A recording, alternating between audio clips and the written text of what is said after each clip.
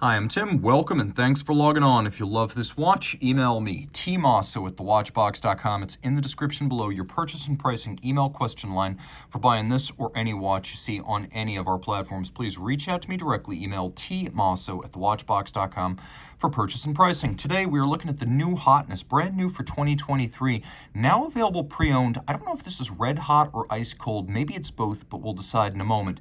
It is the Moser Cie Pioneer Tourbillon 40 millimeters steel and Arctic blue Fumé fade dial. So 40 millimeters, this is a much more wearable Pioneer, and you can see that it's thin at 12.4 millimeters thick, 47.8 millimeters from lug tip to lug tip, with a spacing of 20 millimeters between the lugs.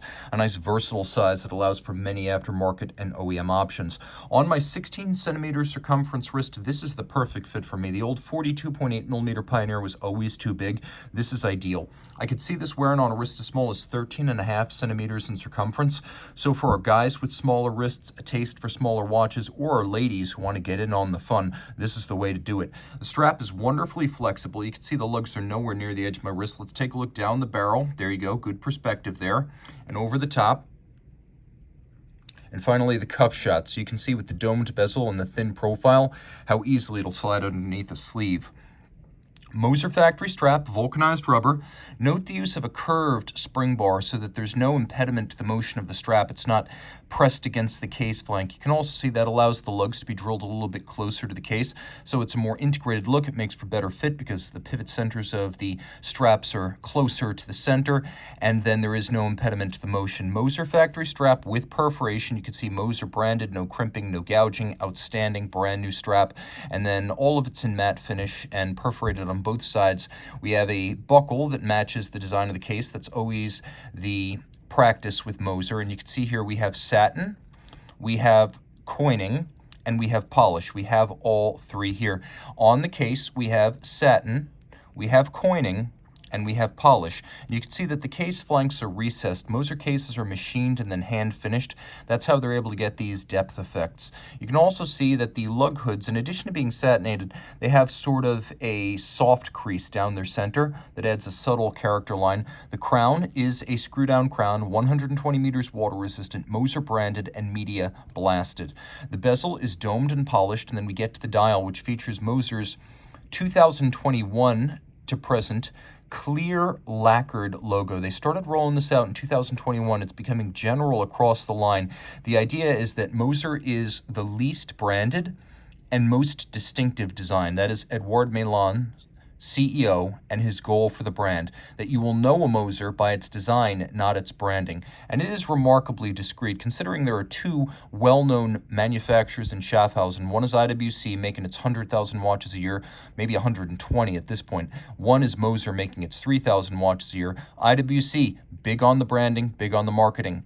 Moser, mostly word of mouth. Its satisfied customers are its best ambassadors. And of course, the Fumé fade, or the smoked fade, is Moser's signature. Now, they have several different blues. This one's known as Arctic blue. It's the brightest. It's almost what you would have called electric blue on a late 90s Omega Seamaster. We have leaf hands with lume. We have applique faceted rhodium-plated steel indices, and then a Reho outboard that acts as a flange mounting luminescent indices. So let's take a look at how this looks in the dark. You'll see there's really no issues reading it. It's a true sports watch, automatic steel, water-resistant, and well-lumed.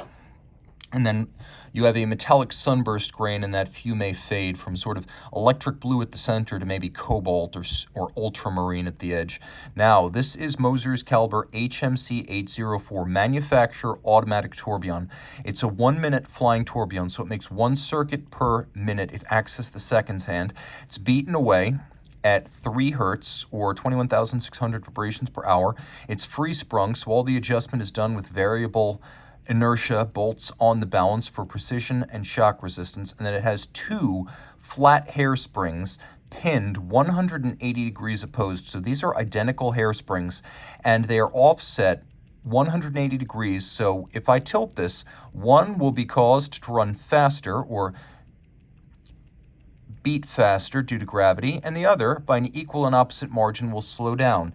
And in any position on the wrist or on the dresser at night, this system of horizontally opposed identical flat hairsprings instantaneously corrects the error, restoring the chronometric intent of Abraham Louis Breguet's most famous invention, the tourbillon. Not every wristwatch tourbillon is about precision. This one is. Now, of course, Albert Helwig in Germany invented the original flying tourbillon in the 20s, and the idea is that there's no upper bridge to block your view, so you could see the tourbillon unobstructed, and you can see that the tourbillon is also the best finished part of this movement. The stud holders and their pins are black polished. You could see that the upper part of the tourbillon cage has been satinated on its top, and then nicely beveled. I'll do my best to show it. Nicely beveled on its sides. There you can really see it glinting and gleaming. And this is the most excruciatingly hand-finished part of the movement, which is fair because it is the part you're going to see full time. Turn it all over. You can see it has a lot in common with the HMC 200 automatic base.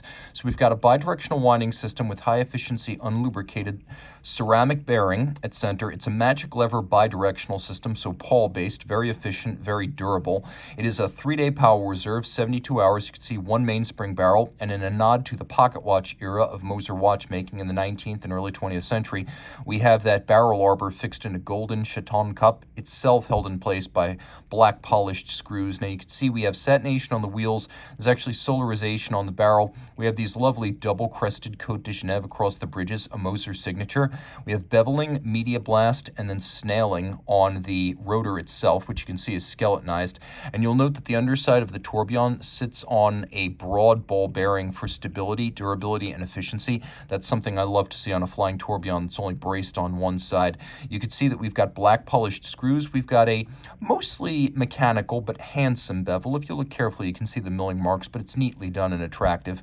We've also got satination on the crown wheel and crown wheel core, snailing on the edges of the bridges, and you can see the base plate has been media blasted. It's handsomely finished. The same standard you'd expect from the likes of JLC, a Zenith, or an AP, which is to say definitely price appropriate. And then all of this, once again, water resistant to 120 meters.